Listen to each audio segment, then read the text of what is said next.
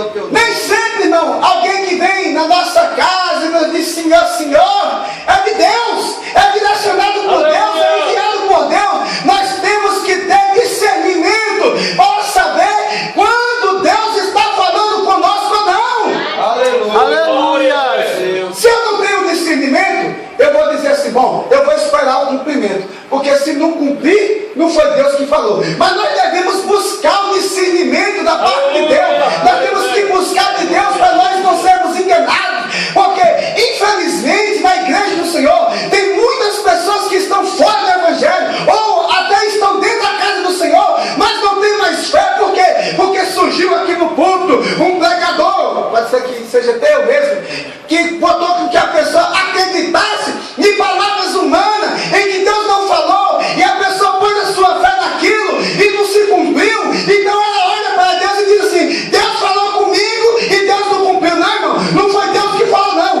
Quem falou foi o coração do profeta, e você estava sem o discernimento naquele instante. Você creu na palavra do profeta, não na palavra de Deus. Glória a Deus. Aleluia. Deus é soberano. Eu falei lá no Tereza, e eu sempre falo, eu fico preocupado quando eu vejo alguém falar assim, hoje Deus me falou que vai fazer isso, vai fazer aquilo, vai fazer aquilo.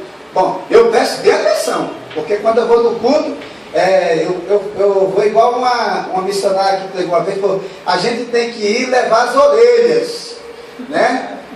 Na verdade, a Bíblia diz que quem tem ouvidos ouça, então a gente tem que ir atento ao que o Espírito Santo está falando. Glória a Deus. Então tem muitos pregadores que querem animar o povo, quer fazer o povo dar glória, né? Quer fazer o povo pular. Aí ele diz, Deus me disse que hoje vai pular, hoje Deus vai abrir não sei o que, Deus vai fazer aquilo. Acaba, não acontece nada.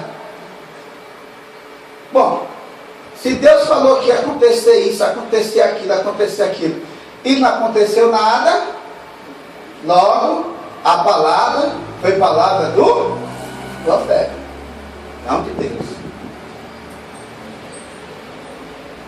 Nós temos que tomar cuidado, porque nós estamos vivendo tempo em que as pessoas não podem saber que existe um profeta. Olha, Deus tem usado o irmão ali da igreja, não sei aonde. O irmão fulano de tal já corre. Se o irmão vai estar ali na praça, vai estar pregando na praça, ele já corre e já fica colado com esse na cara do irmão, querendo receber uma profecia. Tem gente que já senta no corredor assim, não quando os irmãos estão no corredor, Pedro, não estou falando dos irmãos não, tá? Mas tem gente que já senta no corredor quando sabe que vai vir um pregador que Deus usa no dom de revelação, no dom de profecia. Ele já senta no corredor e quando a pessoa está passando, até escolhe assim a pessoa para dizer, olha, eu estou aqui, pode trazer a revelação para mim. Não, irmão, não se preocupe, porque quando Deus quiser falar contigo, Ele pode usar até uma criança, Ele pode usar até um bebê para falar com a sua vida. Aleluia. Eu conheci uma igreja em Carapicuíba, em que, infelizmente, a pessoa que estava na liderança, naquele período, ele estava em adultério, e todo mundo que ia se levantar em profecia, ele mandava aquela, cala a boca, porque aqui eu sou a voz de Deus. E todo mundo ele mandava calar. Aí um dia de Santa Ceia, aí tinha uma irmã com um nenenzinho no colo, um bebezinho, tinha 2 meses. Aí o bebezinho começou a chorar. Aí o pastor olhou e disse assim, cadê a mãe dessa criança? Pega essa criança e vai cuidar dela lá fora. Aí o bebê começou a falar em mistério. Deus é soberano. E a criança começou a falar em mistério e disse, olha, eu já enviei muitos profetas aqui e você calou. Agora eu quero ver você calar a boca desse profeta aqui. Deus, quando quer falar, ele usa uma criança, ele pode usar um passarinho, porque Deus, ele é Deus, irmãos. Ele faz na hora que ele quer, do jeito que ele quer, da maneira que ele quer. Não precisa ficar preocupado, porque Deus sabe a hora de falar conosco. Aleluia. Então Paulo expulsou o demônio daquela jovem, e os seus senhores, vendo que não ia ter mais lucro, não ia ganhar mais dinheiro, porque não ia poder mais levar ninguém ali para dar umas revelações ali, então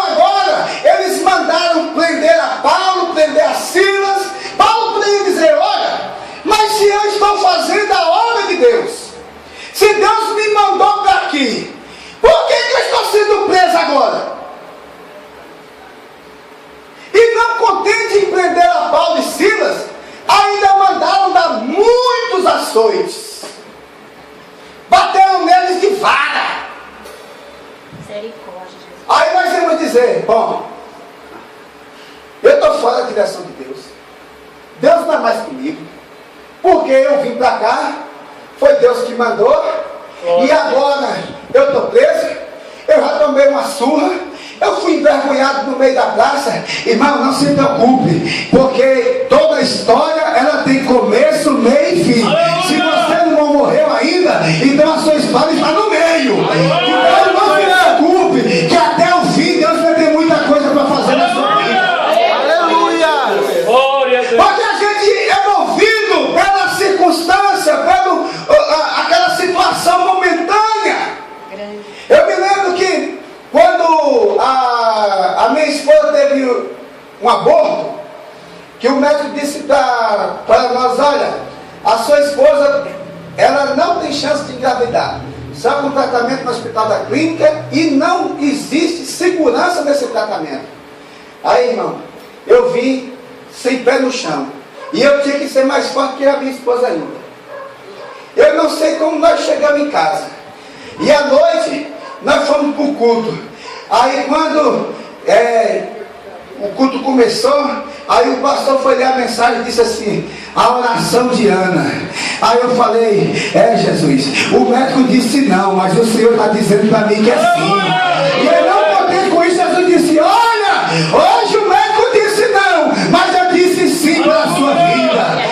Passou-se acho que uns 4 ou 5 anos, eu não vi se ele não tem, eu sou muito ruim de dar, mas passou uns 4 anos, todo ano eu ficava naquela expectativa: esse mês é o mês da vitória, e não acontecia nada. Mas quando eu tirei a preocupação do meu coração, quando eu fui mandado embora da empresa, e eles disseram: olha, você não vai receber nada, eu disse: bom, se eu trabalhando Jesus não deu, eu desempregado aqui, Jesus não vai dar mesmo. Aí quando passou 15 dias naquele trem ali, aí a mulher disse: olha, atrasou. Eu disse: mas já atrasou tantas vezes. Ela disse: mas vamos orar, porque mesmo que Deus falou, mas Deus não vai dar pra gente, justo agora que nós estamos desempregados. Pois é, irmão, quando meu coração estava tranquilo, despreocupado, foi a hora que Deus mandou a vitória dentro da minha casa.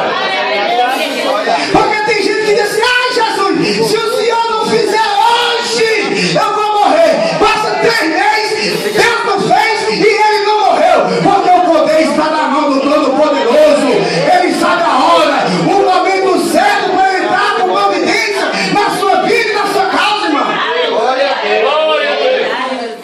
Não se preocupe, Deus está no controle de todas as coisas. E Paulo sabia que Deus estava no controle. Então Paulo, quando foi lançado da prisão, aí a ordem foi dada para o carcereiro: cuide desses homens, não deixe eles sair daí. Aleluia. Agora eu pergunto: nós somos presos ou nós somos livres? Nós somos livres, irmão. Mas o diabo, ele quer aprisionar nossas vidas. O diabo uma hora manda uma enfermidade, o diabo uma hora manda uma notícia ruim que vem de um parente, o diabo usa alguém na vizinhança para falar da sua vida, aí você fica todo abatido, todo triste, vai ficando jururu, quer entrar para dentro de uma caverna. Mas nesta noite eu quero dizer para você: Jesus não te chamou para você ser preso, você é livre, porque Deus é na sua vida. Pode te lançar na prisão, mas você é livre na presença do Todo-Poderoso. Então, Aleluia. Paulo e Silas começaram a cantar, começaram a louvar a Deus, começaram a orar naquele instante, e a sua voz começou a ser ouvida dentro daquela prisão, daquela cadeia. Porque assim, irmão, o diabo pensa que aprisionando a gente, ele vai calar a nossa voz, mas o verdadeiro adorador é aquele que adora em espírito e em verdade. Não importa se a notícia é desanimadora, não importa se os economistas dizem que esse ano nada vai dar certo, não importa se alguém diz que você nunca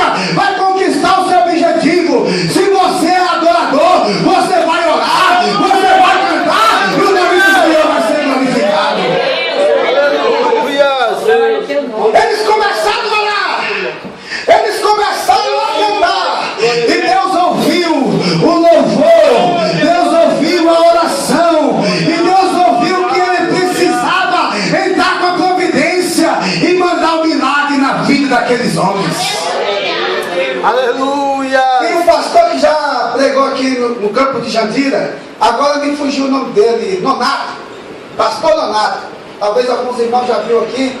Ele um dia estava contando um testemunho, e eu estava presente naquele culto, que ele disse que uma irmã que tinha ficado viúva, recebeu a notícia que o banco ia tomar a casa dela, que a casa estava hipotecada. E quando a irmã foi procurar o pastor disse: olha, irmã, a única coisa que Deus mandou eu falar para a senhora é para a senhora louvar e esperar o milagre. Glória a Deus. Aleluia. Ela poderia pensar: eu perdi meu esposo e agora eu vou ficar na rua da amargura. Mas ela ouviu o que Deus estava falando com ela. Ela foi para casa, pegou CD de Cassiane, pegou CD, sei lá, da Ludmila Febre, nem sei que CD que ela pegou, mas ela pegou do Max Nascimento. Eu sei que ela foi pegando CD e foi cantando, e foi cantando, e foi cantando, e foi cantando. A filha dela perguntou: mas mãe, o que está acontecendo com a senhora? Nós vamos perder a casa e a senhora está cantando. Disse: olha, minha filha, Deus mandou nós cantarmos, porque enquanto nós estiver cantando, Deus vai fazer o milagre.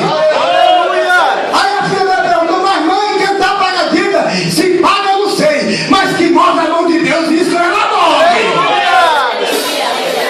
No outro dia, ela foi no banco e de repente a pessoa que foi para hipotecar a casa, que foi para executar a casa, ela chegou, encontrou com a irmã na porta do banco e o pastor e disse para ela: olha, pode vir pegar a escritura da sua casa, porque o seu advogado esteve na minha casa essa noite. Eu nem sei como ele entrou, porque os cachorros não latiam. Ele entrou dentro da minha casa, me esperou, falou pelo meu nome, falou que ele era advogado da senhora, me deu aqui o cheque. Se o cheque tiver fundo, a senhora vai voltar a ser a dona da casa e essa hipoteca já não vai ter mais serventia nenhuma. Basta ter fundo do cheque. E quando ela entrou dentro do banco, mas aquele homem, aí entregou o cheque pro caixa, aí quando passou na máquina para fazer a leitura, aí a máquina gritou: é mistério. Olha, irmão, máquina de banco